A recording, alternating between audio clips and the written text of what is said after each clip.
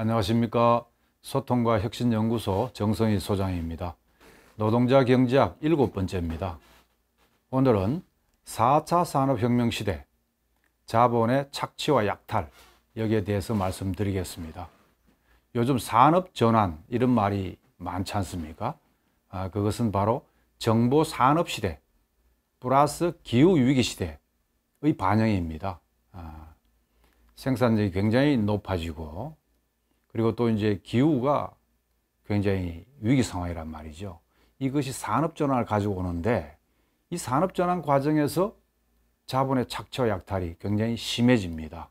여기에 대해서 말씀드리겠습니다. 자본주의는 이제 기계제 산업시대에서 정보산업시대로 이제 바뀌었습니다. 거기에 따라서 자본의 고용제도도 많이 변화가 되고 있어요. 정보산업시대, 지식정보산업시대에는 지적 능력이 높은 사람이 주되는 자본의 고용 대상입니다. 물질적 부의 생산에서 지능노동의 역할이 커지는 거죠. 주로 지능노동에 의해서 생산이 이루어져서 사람의 노동력 가운데서 지적 능력의 의의가 굉장히 높아졌습니다. 과거에 이제 육체노동 하는 사람을 노동자로 생각하고, 지능노동, 지적 능력을 발휘하는 사람은 노동자가 아닐까요? 그렇지 않습니다. 지금은 지적 능력을 발휘하는 노동자가 훨씬 더 고용 대상의 중심에 섰습니다. 그래서 각 기업에서 인재 전략이 경영 전략의 가장 중심적인 자리를 차지하죠. 산학협동이라든지 정부, 대학, 산업, 이게 합동이 돼가지고 인재를 육성하고 지능 능력을 가진 노동자들을 많이 배출하려고 노력을 많이 하고 있습니다. 지식정보산업 시대에는 지능노동에 종사하는 고용노동자 수가 굉장히 늘어나고 있습니다. 지능노동자들의 많은 부분이 과학연구사업, 정보수집사업, 새기술 개발로부터 설계 이르기까지 직접적인 생산 공정의 이전 단계, 선행 단계에서 많이 고용되어 있습니다. 현대자동차만 하더라도 남양연구소에 인원이 굉장히 많거든요. 수천 명이 있죠. 그런데 이런 사람들은 고용 형태가 달라지는 거예요. 계약제, 파견제, 시간제, 이런 임시 고용 형태가 굉장히 많이 늘어나고 있습니다. 그리고 공장에서 일하는 노동자하고 다르게 집에 가서도 일해요. 재택근무를 하는 사람도 있고, 제주도에서 바다를 보면서 프로그램을 짜서 회사에 주고 월급을 받는 이런 노동자들도 있습니다. 그래서 고용제도의 이런 변화는 또 임금제도의 변화를 가져오고 있습니다. 지능노동을 착취하는 데보다 유리한 임금제도가 뭘까? 바로 거기에서 직무직능급이 커지고 있죠. 직무에 따라서, 같은 직무라도 능력에 따라서 개별적 근로관계를 가지고 임금 책정을 하는, 그래서 연봉 7천이다, 연봉 4천이다, 5천이다 이러고 있습니다. 그런데 문제는 이 정보산업시대 독점 자본가들은 이 자기 나라에 있는 민중만이 아니라 외국에 있는 저개발국, 약소국에 대한 민중도 착취하는데, 우선 자기 나라 민중들을 어떻게 착취하는가? 바로 자본가들이 정보 설비를 이용해서 지능노동을 가혹하게 착취를 합니다. 최대한의 독점적인 고율 이윤을 확보를 하죠. 높아진 과학기술에 따라서 노동 생산성이 높아질 거 아닙니까? 지능노동 자체가 질이 높고 노동일을 연장을 합니다. 요즘에 이제 컴퓨터, 소프트웨어 하는 사람들은 집에 가서도 밤 12시까지 과제가 떨어지면은 해가지고 가야 돼요. 그런데 12시까지, 1시까지 고민해서 프로그램을 짜면은 거기에 맞게 수당을 다 높여줍니까? 그렇지 않죠. 정해진 연봉만 받는 거예요. 노동 강도가 더 높아지고 있다고 봐야 됩니다. 그런데 좋은 거 아니냐.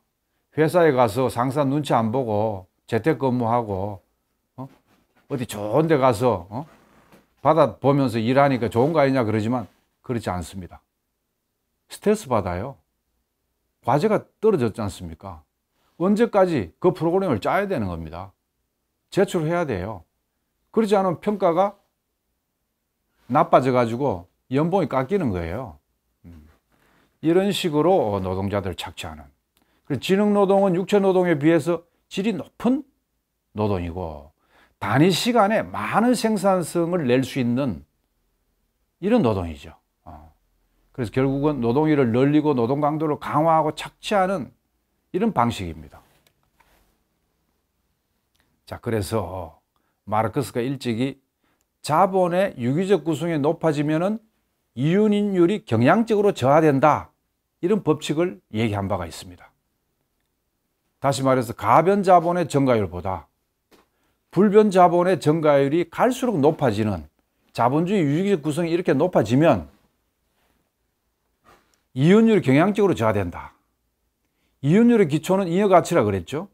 잉여가치는 오직 가변 자본만 노동력만 잉여가치를 낳거든요. 근데 노동력, 이 가변 자본의 증가율보다 불변 자본의 증가율이 갈수록 높아지면 이윤율이 경향적으로 저하된다는 것은 맞는 얘기죠. 그러나 지금 ICT 시대, 4차 산업혁명 시대, 지식 정보 산업 시대에는 이런 법칙이 그대로 작용하지 않는다는 것입니다. 그런 점에서 막스주의의 한계라고 볼 수 있죠. 막스주의의 경제 논리의 한계가 드러나고 있는 겁니다. 자본주의가 막스 얘기대로 갔다면은 망해야 되는 겁니다. 근데 망하지 않고 있지 않습니까? 그것은 바로 자본의 유기적 구성이 높아져서 이윤율이 경향적으로 저하된다는 이 법칙이 그대로 관통되지 않고 ICT, IT 시대, 지식정보산업 시대에 높은 노동 생산성을 통해서 이거를 이 이윤율의 저하를 완화시키고 막고 할 수 있기 때문입니다.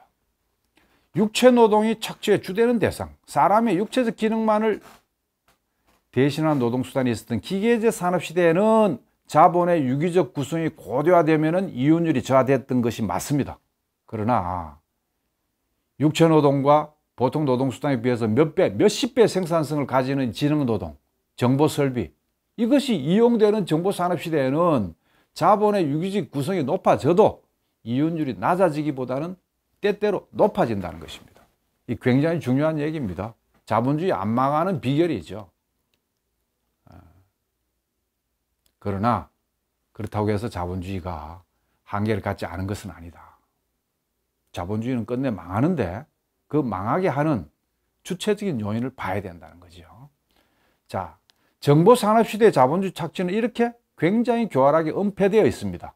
많은 산노동, 참가 없이 정보설비, 로봇을 이용해서 물질적 부를 생산하고 이윤을 증식시키는데 마치 높은 이윤이 정보기술수단 그 자체가 가져오는 것처럼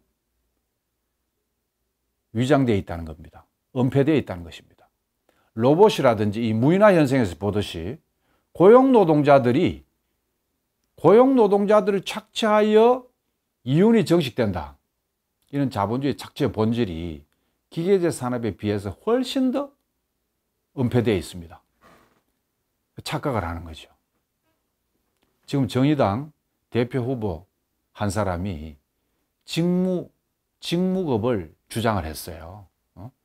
신자유주의 시대의 대표적인 직무직능급은 신자유주의의 임금 형태입니다. 동일 노동, 동일 임금이 아니에요. 그것이 적용되는 것이 아닙니다. 근데 지금 이렇게 지식정보사회 시대에 자본이 노동자들을 교묘하게 착취하는 임금 형태가 직무직능을 주장한다 해서 그것이 고용 형태의 일정한 반영을 하고는 있습니다. 높은 기술을 가진 사람은. 그러나 그것이 2천만 노동자한테 적용할 수가 있는 게 아닙니다. 자, 정보 설비를 이용해서 물질적 부를 창조하는 이 지능노동의 생산성, 이것이 굉장히 몇십 배, 몇백 배로 이제 높아지죠. 그러나 이것은 고용노동에 대한 착취 정도를 하나의 고정된 기준으로 계산하기가 어렵습니다. 육체노동, 생산 라인에서 일하는 이 산업 노동자하고 다르게 같은 질의 지능 노동자들이라도 그가 이용하는 정보 설비의 성능에 따라서 또 달라져요. 생산성이. 같은 정보 설비라도 이용하는 사람의 지적 능력에 따라서 또 달라져요. 근데 이것이 어떻게 고정된 기준으로 측정할 수가 있겠습니까? 그래서 표준 시간이라든지 그 다음에 생산 벨트라든지 속도라든지 이런 것으로 측정할 수가 없는 지식산업 시대의 노동자들을 부려먹는 그 정도는 사람에 따라서, 지적 능력에 따라서, 정보설비 이용에 따라서 다르단 말이죠. 다르다고 해서 그거를 다 각각 직무급을, 직능급을 매긴다는 것은 이건 자본의 100% 이용되는 것이죠. 자본주의 착취 대상의 수많은 노동자들이 공장 울타리 밖에서 활동합니다. 특히 지식정보사회에서는. 정보산업시대에는 직접적인 생산공장 그 이전 단계에서 지능노동을 하죠. 수많은 노동자들이. 직접적인 착취 대상으로 보이지 않는 겁니다. 마치. 쟤는 노는 것 같아요. 근데 고민을 합니다. 프로그램을 어떻게 짤지. 그 노동이 아닙니까? 직접 노동이죠. 거기에 대한 보상이 있어야죠. 마치 임금 노동자가 아니라 자본가와 개별 계약을 맺고 활동하는 단순 거래자처럼. 그래서 R&D에 종사하는 많은 노동자들은 자기가 노동자가 아니래요. 착각입니다. 더 많이 착취당하고 더 장시간 노동하고 더 스트레스 받는 정신적 노동을 하고 있다고 스스로 깨달아야 되는데, 이 깨닫기까지는 교육과 토론과 학습이 필요하고 또 노동자들의 단결이 필요하고, 이제 조금 더 지나 보십시오. 이 자본가의 본성은 바뀌질 않습니다. 지적 노동자라 그래서 덜 착취하고 수탈하지 않습니다. 이제 그야말로 스트레스 받아가면서 이만큼 생산해 놨는데 정말 그게 못 미치는 형편없는 임금을 받을 때 그 사람들도 결국은 노동계급의식을 갖게 되고 단결하게 될 것입니다.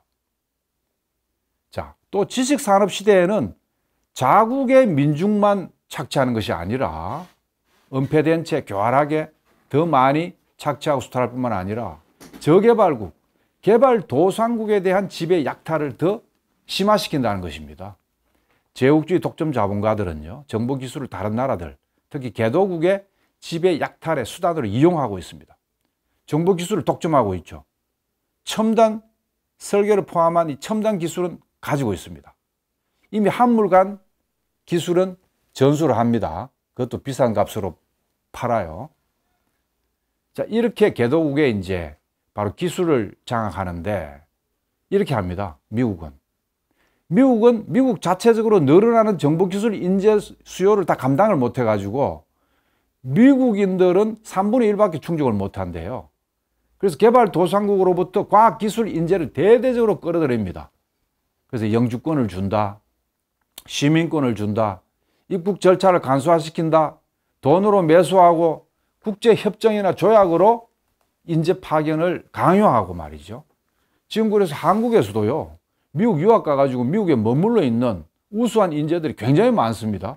한국 돌아봐야 교수 자리를 주는 것도 아니고 대기업에도 자리가 한정되어 있고 고국으로 돌아가고 싶은데 미국만큼 대우를 안 해주는 겁니다. 결국은 미국의 기술 인재 확보에 이용당하는 있는 거죠. 그래서 매년 20만 명 이상의 정보기술 인재를 영입을 하고 유학생을 교육시키고 미국에 체류하도록 만들고 있다 그럽니다. 개발도상국의 이 두뇌를 유출시키는 거죠. 과학기술 역량을 약화시키는 겁니다. 개발도상국은. 그만큼 경제발전에도 저해가 되겠죠. 특허제도, 지적 소유권, 이런 걸 악용해 가지고 말이죠. 먼저 특허를 내면은 다 이제 전부 다 연구개발 투자를 합니다. 그럼 먼저 특허를 내면은 그 다음에는 소용없는 겁니다. 자본주의는 어떻게 운영된다 그랬습니까? 이윤 추구, 이윤 경제고 자유화 경제라 그러지 않습니까? 기술 개발도 자유 경쟁이에요.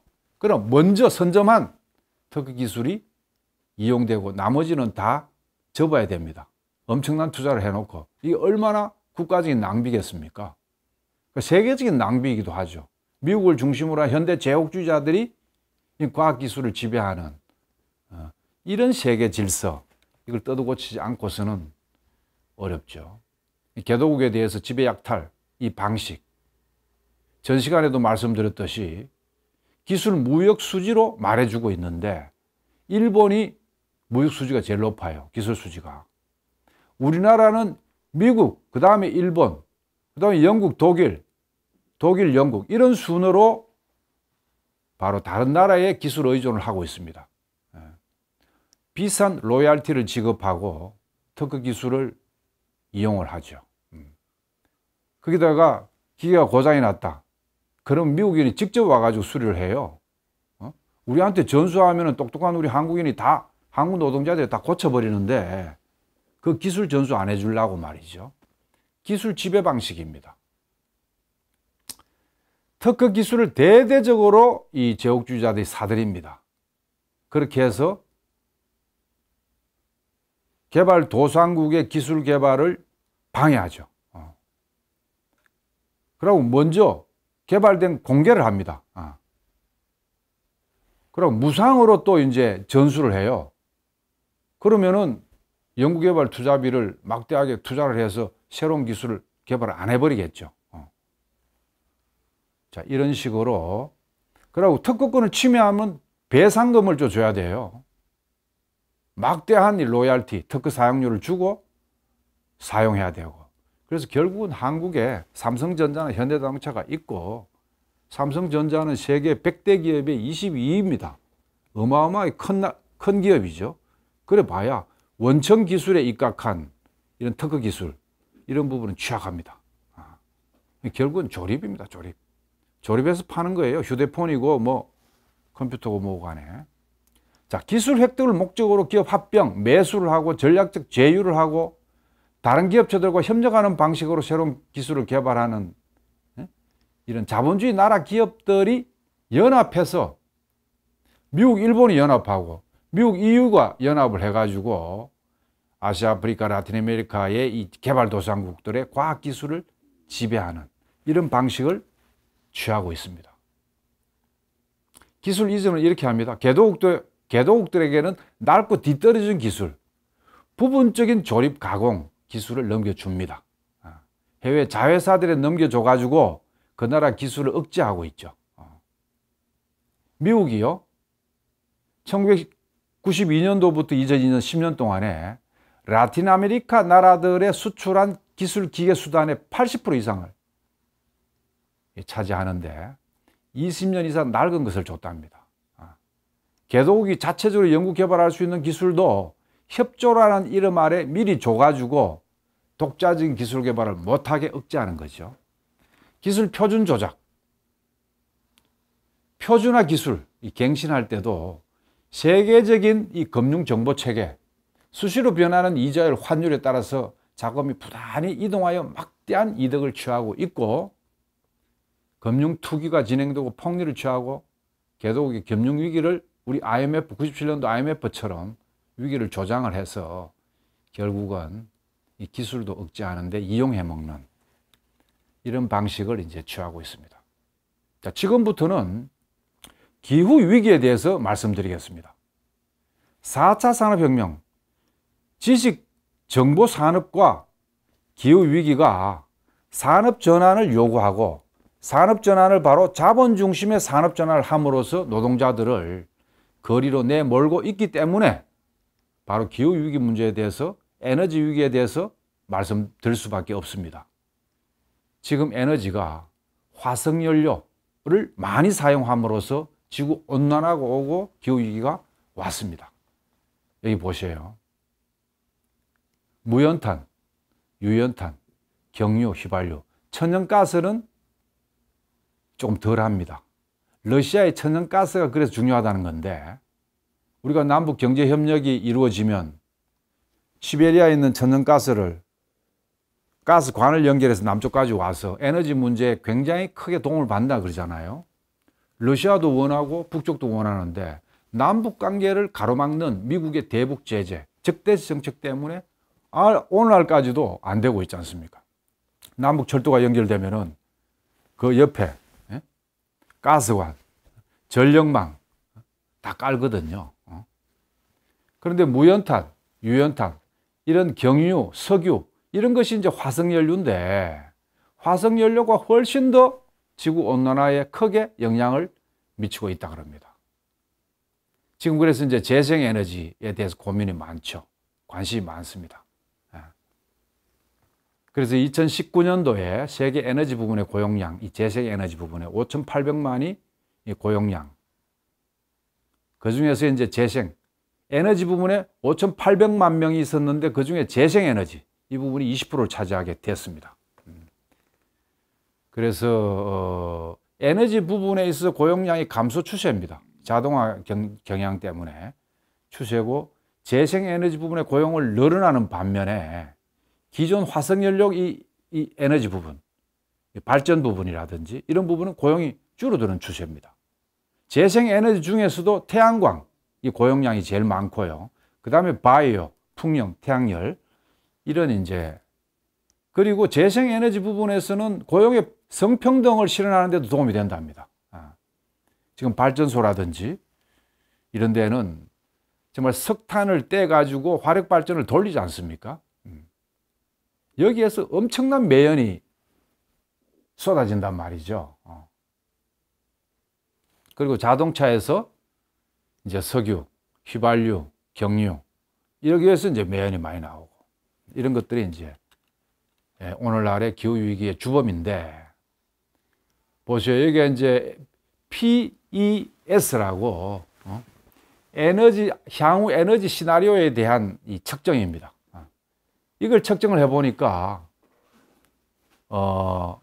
이 투자 증가로 인해서 고용이 증가되는 부분이 있고, 화석연료는 이제 줄어드는 이런 측면이 있고, 산업 전환을 하고 에너지 전환을 하면 고용이 늘어나는 부분이 있고, 향후 30년에 지금은 이제 21년도에는 5,250만, 30년에는 6,670만, 50년에는 6,750만 이렇게 갈수록 재생에너지 비중이 고용 창출 효과가 더 커지죠. 화석연료는 그 대신에 줄어듭니다. 자, 이런 거를 이제 도표로 말해주고 있고요. 대표적으로 이제 건물, 그 다음에 자동차 산업, 이걸 뽑아가지고 말씀드릴 수가 있는데, 기존 건물은 재건축을 할 때 에너지 효율 부분에 이제 에너지 효율화를 하는 데에서 고용 창출이 조금 있을 뿐이고, 신축 건물에 있어서는 바로 이제 고임금 고급 기술을 요구하는 설계라든가 난방이라든가 공조 이런 부분에 이제 이 에너지 효율이 하는 기술이 들어가는 거거든요. 여기에 이제 고용 창출이 있을 것이다. 이렇게 보여지는 거거든요. 자, 자동차 산업은 내연기관, 연비 규제를 하는데 고용 창출이 조금 있습니다. 연비를 규제하는 부품 생산에, 제조 분야에 조금 고용이 발생되지만, 그러나 이제 전기차가 만들어지면은요, 내연 엔진이 없어지면서 굉장히 어려워집니다. 전기 자동차에 있어서는 이제 전기 구동계, 배터리 부품 생산에 고용 창출이 커지고, 그 다음에 이 내연기관에는 이 복잡한 공급 사슬과 더 많은 엔지니어링이 있지만은 전기차 생산에 이 배터리 생산, 설비 고용 창출되기 때문에 과연 이제 이 엔진 이 라인이 없어지고 고용이 감소되고, 그다음 배터리 생산의 고용이 늘어난 것과 대비해서 과연 우리 노동자들의 고용을 어떻게 책임질 것인가? 이거 국가 차원의 강력한 개입이 있어야 됩니다. 그렇지 않고 이윤 추구를 목적으로 하는 안팎의 이 독점 자본한테 맡겨놓으면은 먼저 노동자부터 자르죠. 산업 전환을 매끄럽게 하질 않습니다. 노동 중심의, 사람 중심의 산업 전환을 하지 않죠. 자본 중심의, 이윤 중심의 산업전환을 하게 되어 있죠. 자, 그래서 2038년 내연기관과 이 전기차 판매 비중이 역전된다는 이 추측, 전망입니다. 그리고 유럽이나 중국, 미국, 한국, 이 자동차 선진국 아닙니까?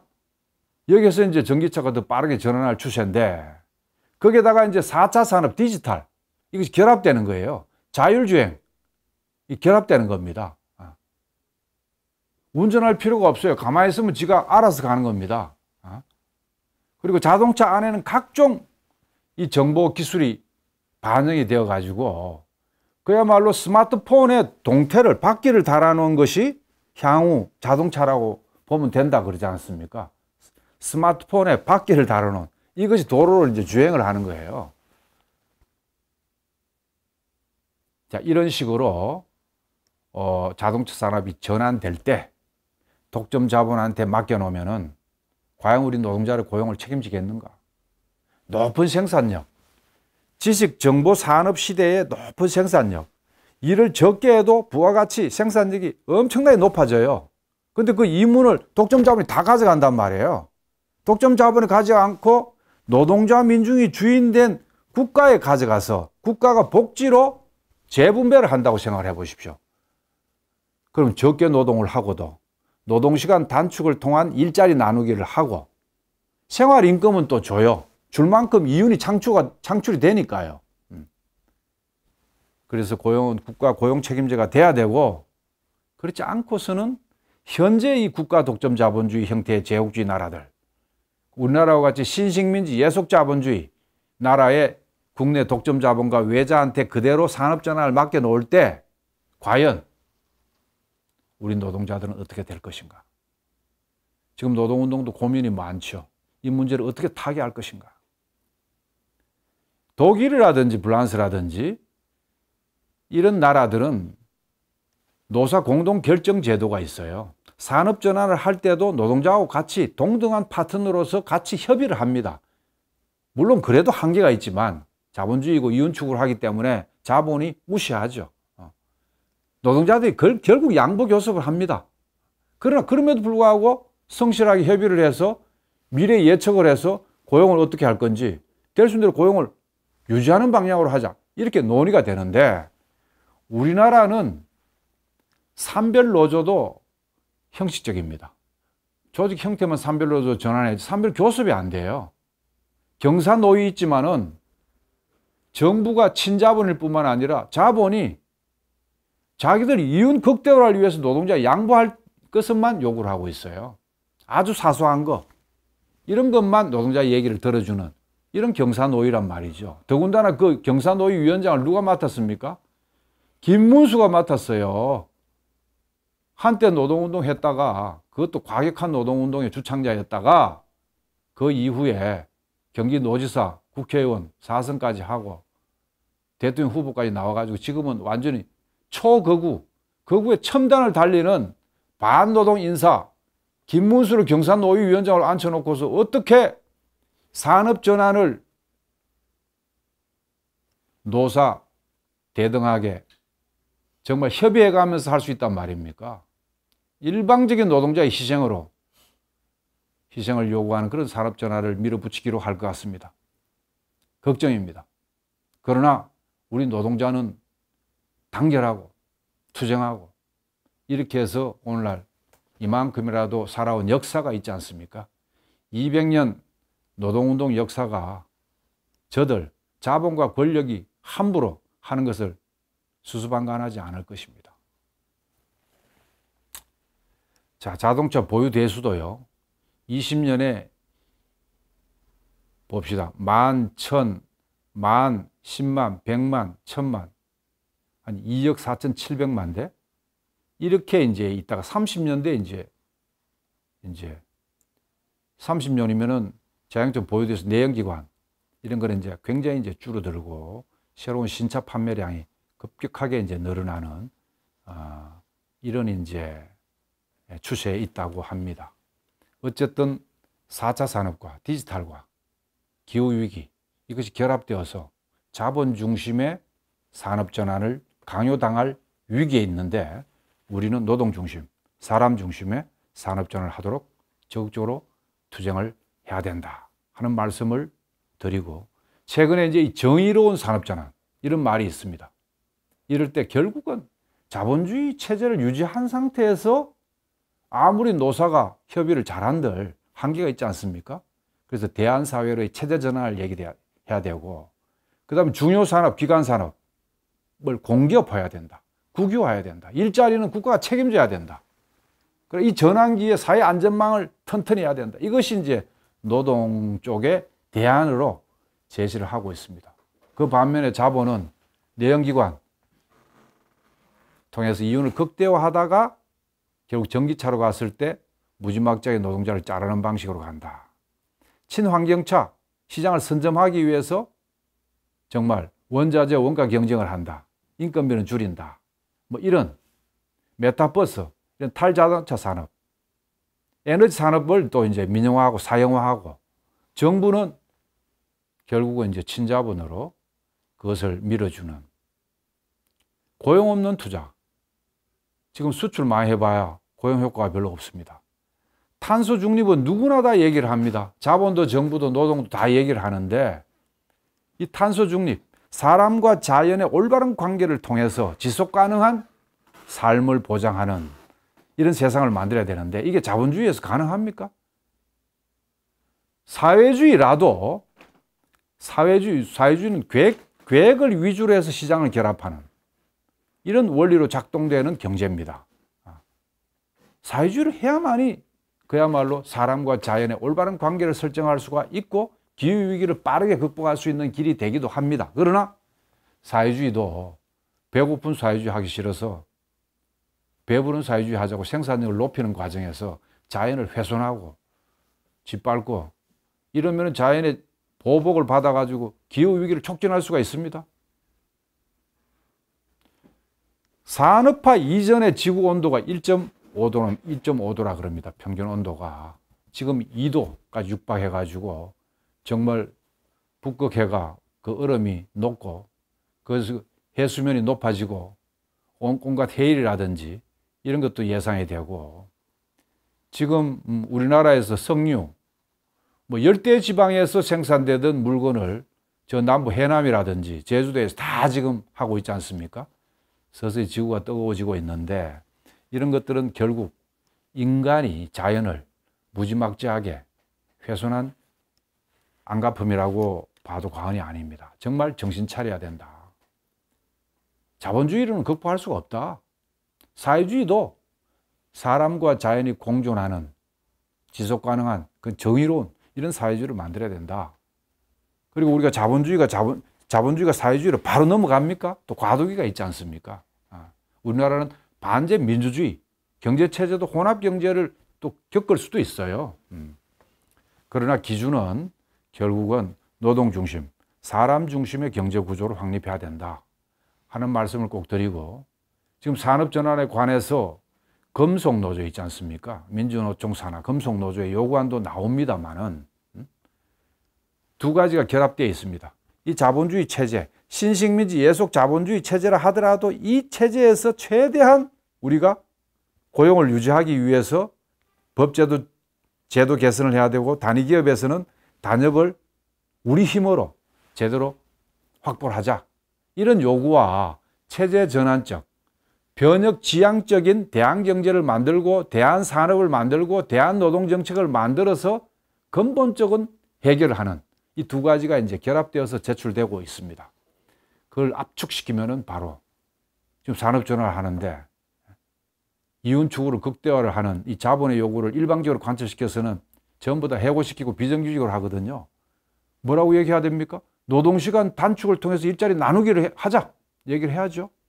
적은 노동을 하더라도 생활임금은 보장하라. 우리가 그만큼 많이 벌어주지 않느냐. 4차 산업혁명을 이용해서 지능노동을 활용해서 그만큼 많이 벌어줬으면은 생활임금 보장하라. 노동시간을 단축했다고 임금 깎지 말고 이렇게 이제 얘기를 해야 되지 않겠습니까? 그래서 일자리 나누기와 고용 안정을 얘기를 해야 되고, 두 번째로는 친환경 경제 산업 노동 정책을 실현하기 위해서 법제도 개선 투쟁을 해야 됩니다. 숫자가 많지 않습니까? 자본가보다 노동자가 훨씬 숫자가 많아요. 표도 많고 여야 정치인을 압박을 해야 되는 겁니다. 그 다음 세 번째로는 생산수단을 사회화해야 됩니다. 모든 생산수단을 사적 소유에 맡겨놓고 이윤 추구를 극대화하는 이윤경제, 자유화경제라는 이 자본주의 경제 원리를 그대로 작동하는 한은 산업전환이 노사협의회를 하고 무슨 노사정 간담회를 하고 해봐야 결국 노동자들이 밀리고 손해보는 길밖에 없기 때문에 예를 들어서 자동차 산업, 조선산업, 반도체 중요 산업이잖아요. 공기업해야 됩니다. 에너지, 금융, 도로 항만, 기관 산업은 당연히 국가 기업으로 만들어야죠. 그런데 국유화하자, 국유기업을 하자, 공기업화를 하자 그러면 국민들이 이렇게 알고 있어요. 그거 이문 남으면은 갈라먹는 주인 없는 기업 하자는 거야? 농땡이 까고 낙하산 인사하고 이렇게 알고 있어요. 그렇게 국민들이 인식하도록 자본과 권력이 왜곡 선전한 측면도 있지만 실제 권한만큼 책임을 다하지 못하는 공기업 성원들도 반성해야 될 측면이 분명히 있습니다. 공기업은 누구의 기업입니까? 전민중의 기업이에요. 그러면은 내가 고용 안정이 된 만큼 열심히 일해야죠. 그 이문은 국가 재정으로 들어가거든요. 그 재정으로 들어가면은 국민 복지로 나갈 거 아닙니까? 공기업 다니는 사람은 우리 국민들 전체의 복지를 책임지고 있다고 사명감을 가지고 열심히 일해야 됩니다. 이문을 가지고 그 구성원들만 보너스 올려달라, 성과급 달라, 연봉 더 올려달라 이렇게만 얘기해서는 안 됩니다. 자, 그래서 공기업은 비효율이고 민영화해야 효율이 있다. 이건 그야말로 자본의 논리입니다. 민영화해서 치열한 경쟁 속에서 돈으로 움직이는 이 경제가 아니라 국민을 책임지고 있다. 우리나라 경제를 발전시키는데 내가 주인이다 하는 의식을 가지고 더 열심히 하고 책임을 지는 이런 공기업. 이런 공기업이 결코 비효율도 아니고 비생산도 아니고 이윤도 많이 창출할 수가 있어요. 중국이 그렇습니다. 중국 특색 사회주의, 자동차 업체가 국유기업입니다. 금융은 당연하고요. 세계 자본주의 나라의 사기업과 경쟁했을 때 훨씬 유리하다는 것을 말해주고 있습니다. 자, 그 다음에 이제 중요 산업과 기관 산업이 공기업 또는 국유기업이 됐다 했을 때 이 원청 아닙니까? 그 다음 수많은 중소기업은 어떻게 할 건데? 이런 질문이 나올 수가 있습니다. 수많은 중소기업들은 생산협동조합으로 전환해야 됩니다.